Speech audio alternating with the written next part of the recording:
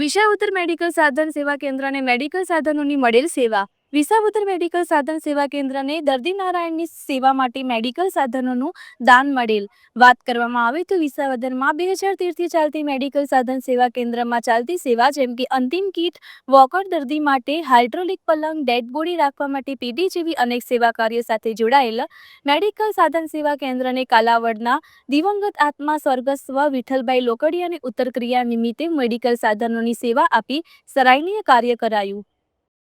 તારીખ 20/2/2026 શુક્રવારના રોજ વિસાવદર મેડિકલ સાધન સેવા કેન્દ્રને કાલાવડના દિવંગત આત્મા સ્વર્ગસ્વ વિઠ્ઠલભાઈ લોકડિયાની ઉત્તરક્રિયા નિમિત્તે ₹26,300ના ખર્ચે રીનાબેન સાવલિયા તથા સુમિતાબેન કાપડિયા તરફથી 2 હાઇડ્રોલિક પલંગ, 11 વોકર, 11 લેટ્રિન ખુરશીનું દાન મળેલ. આવું સરાહનીય કાર્ય બદલ લોકડિયા પરિવારને કાનાનો ઝૂલો આપી સન્માન કરી વિસાવદર મેડિકલ સાધન સેવા કેન્દ્રના સંચાલક ચંદ્રકાંત ખુહાર, રમણીક દુધાત્રાએ અભિનંદન આપી આભાર માન્યો. રિપોર્ટર હરીશ મહેતા, વિસાવદર. મારું નામ ચંદ્રકાંત વીરજીભાઈ ખુહા, મેડિકલ સાધન સેવા કેન્દ્ર વિસાવદરના સંચાલક. અત્યારે 2013થી અમારી આ સંસ્થા ચાલુ છે.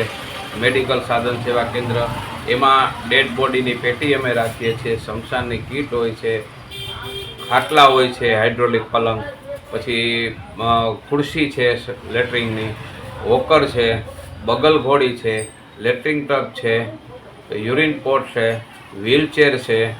આ બધી આઈટમો અમે ડિપોઝિટથી આપીએ છીએ. ડિપોઝિટ પરત અમે પાછી આપી દેવાની, લઈને આવે એટલે ડિપોઝિટ પાછી આપી દેવાની. કોઈ જાતનું ભાડું અમે લેતા નથી.